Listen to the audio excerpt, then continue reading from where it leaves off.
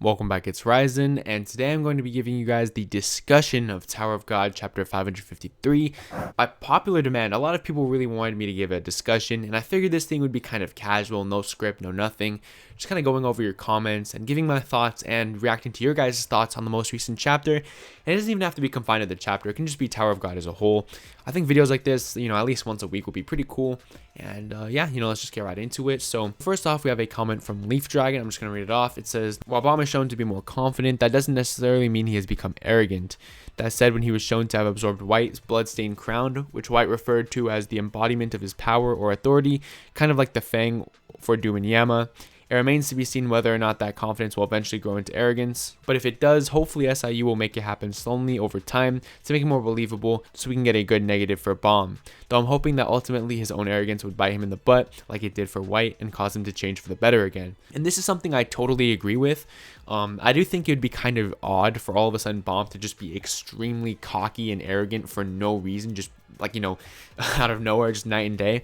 I do think that having this come over time would definitely be good, and there are some things in the most recent chapters of the Raws that I'm not going to spoil obviously, but kind of suggest that he might be becoming a little bit more arrogant. So I for sure agree, 100%. I think this would be good for the story. It would be entertaining. It would give Bomb a little bit of edge to him, which is something that I think would be cool at this point in the story to see.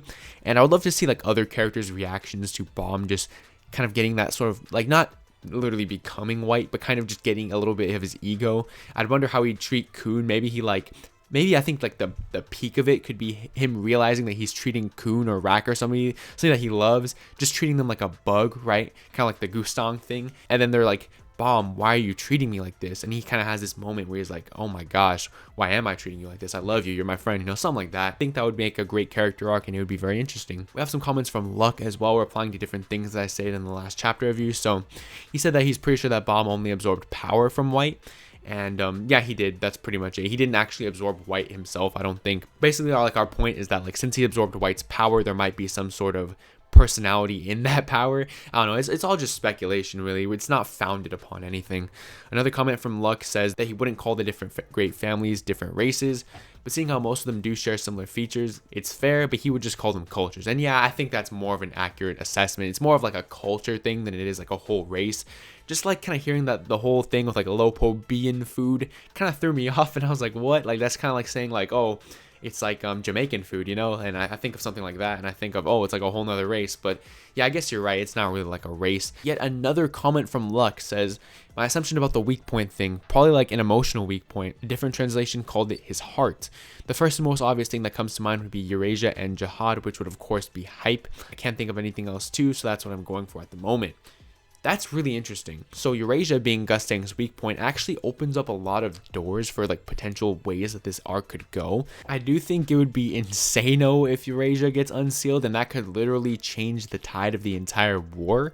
So I don't really get why going for her would be beneficial, because if she does get unsealed and she does end up fighting for Pobedao, that would be crazy. Or maybe if she gets unsealed and then rises against Gustang, that would be crazy. So there's, I think, a lot of ways that could go. That could be beneficial for the story, as well as just the pure hype of that. So I do think that would be a very good direction for the story. And again, it would be just super hype. Now we have a whole essay by Destin Suggs. I'm gonna just read it, bro. Who cares? So he says, the complaints about Bomb really have nothing to do with him, right?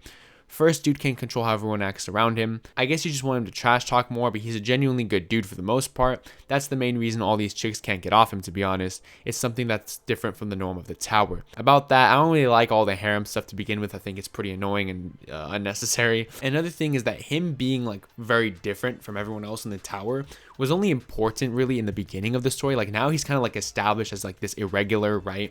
And we already know how much different he is. And we just had so many chapters of everybody in the entire story just blatantly saying that he's different from everyone. So at this point in the story, he doesn't really need to be acting different anymore. He can kind of just do whatever SIU wants him to do, and we're never going to think of him as somebody who belongs in the tower, right? But anyways, to continue with the comment. From chapter 1, his main characteristics were to treat people with respect and don't let someone walk all over another person. He is stubborn to a fault, and he has a sarcastic inner monologue that he verbalizes from time to time. We're led to assume that there are characteristics that Rachel imprinted on him for personal reasons or just lines up with her morality. As he travels, the sarcastic side has grown a bit, along with an air of superiority that has been leaking out since season 3 began. He used to not think he was better than others, but that's changed quite a bit. Exactly. This I actually agree with, right? This is accurate. This is good. I just think he should vocalize that more, right? Vocalize that air of superiority. He does in a sense, but the thing is, vocalizing this air of superiority around like your friends and around like somebody like Kun or like people that he cares about that are his regular friends, obviously would be like a dick move, right? We don't want that. I don't really care about that. I just want him to do that to anybody who opposes him, right? And he does do it, but like I want it to be more profound. I want him to just straight up say like, you are absolute garbage, you know, like, because it's factual, right? Like he has like, at this point, he has the right to have an ego that big, right? So I just wish he would vocalize it a little bit more. So another point that he makes is that the person that I want Bomb to smart off to is Lilial, and if he did that, there is no way that doesn't cause a major issue because she is actually insane. But my thing is, wouldn't it be more entertaining if he did smart off to her and then she just absolutely pops off and then he just effortlessly deflects her attacks or like defends with like his cool little shield or whatever and then shuts her up a little bit? You know, that would be cool, man. Like, I don't know. I don't want, like, there's no reason why Bomb should be scared of having beef with Lilial, right? Like, what's Lilial gonna do? Like, realistically, she cannot do anything against him, right? So, anyways, I just think that people who are complaining about his character are being disingenuous. He is a nearly blank slate character living in a dark cave that discovers the world along with us. A true reader insert for most parts of the story. The main character's annoying talking point is just lazy criticism that can't possibly be true in most stories, yet everyone says it no matter the subject in question. It even happened with Denji from Chainsaw Man, and that dude is about as non-standard as his character gets. I completely disagree with this paragraph. I think this is brain dead. First of all, people who complain about Bomb are disingenuous. That is a dumb statement. How can having a complaint make you disingenuous? That doesn't make any sense. He is nearly a blank slate character living in a dark cave that discovers the world along with us. That is exactly my point. He was a blank slate character 563 chapters ago, bro. We have 563 chapters of him losing that essence of being a blank slate and becoming his own character. Now, he was a blank slate in the beginning, so obviously there's nothing to complain about yet, right? You got to learn the character. But now that he's no longer a blank slate character after 563 chapters of development, okay, now there's actually stuff to complain about and stuff that you want to change, and he shouldn't be this blank slate anymore. So I think that like kind of argument is incorrect. And then he says the main character is annoying talking point is lazy criticism that can't possibly be true in most stories. Bro, how is that lazy? If you find something annoying, you find it annoying. There's nothing lazy about that, right? I don't even know what you're talking about, Denji from Chainsaw Man. I don't really see people complaining about him often. Like, maybe I'm just not as deep in it as you.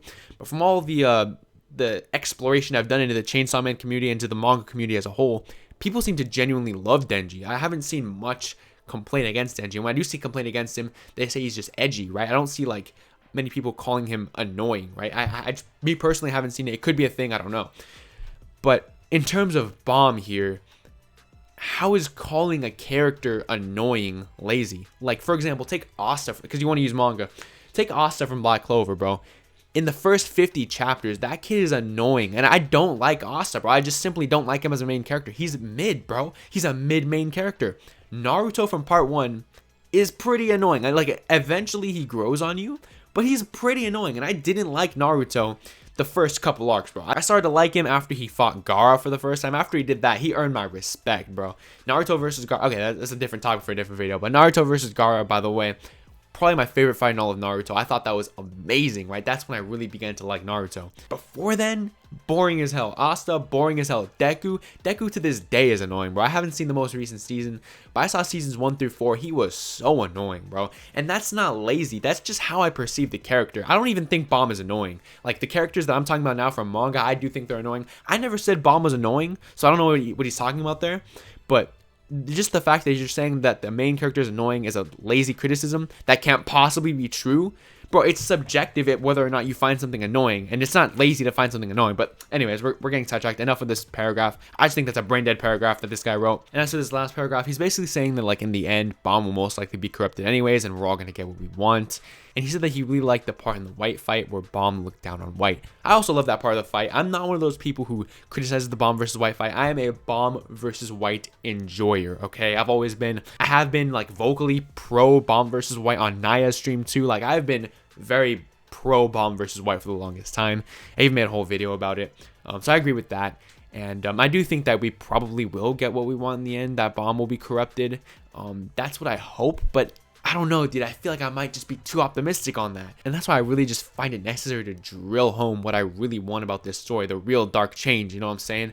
So, you know, maybe it's just cope. Maybe the reason why I keep saying is I'm just coping because I just am doubting secretly in my mind that we will not get the dark change. But, you know, overall, decent comment. I did disagree with a lot of what you said. I did agree with a lot of what you said. But, you know, thank you for leaving the comment. And I appreciate you giving me your opinion, man. And the final comment I'm going to be going over today is a comment from Killmonger. We're ending this a little bit toxic. He says, "Stop moaning. If you're bored, drop the series."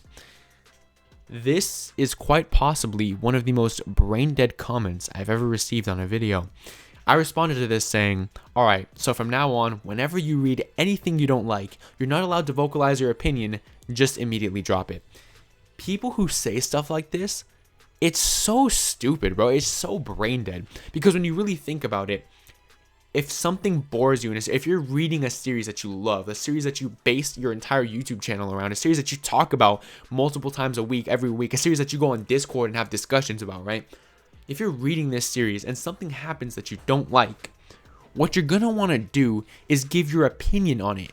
There's literally people that are subscribed to my channel because they want to know my honest opinion on this series, right? So if I just stopped giving that and only just like throw to the series constantly, those people are going to be bored of the channel, right? Like, it's what I do. I give my honest opinion. If I like it, I'll say that I like it. If I don't, then I won't, right? And it's just brain dead to me that people have this like mentality of like, oh, if you don't like it, drop it and stop talking about it. So according to this guy, if I read a Tower of God chapter and something bores me, either I lie to my YouTube audience and don't say that it bores me, or I just drop the series and stop making videos on it. Like, this guy is just, hey, listen, don't be this guy, okay? This guy's an idiot. Don't be this guy. This guy's about to unsubscribe. Okay, he's obviously not an idiot, but, you know, this comment was not a good look. Hey, Killmonger, you're listening to this, man. Hey, give me some pushback. Tell me your response to this little rant in the comments. Tell me what you think about what I said. Anyways, but yeah, that's about it for the discussion. Thank you guys so much for listening. I really do appreciate it, man. Leave a like, subscribe, comment, all that good stuff. I really do appreciate it again. Shout out to my patrons specifically. Shout out to Ticos, Joel, and shout out to my irregular and access tier patrons, Gavin, Nicholas, and Remorsefuls. I really do appreciate you guys a lot. You guys mean the world to me. And yeah, I will see you guys in the next video. Peace out.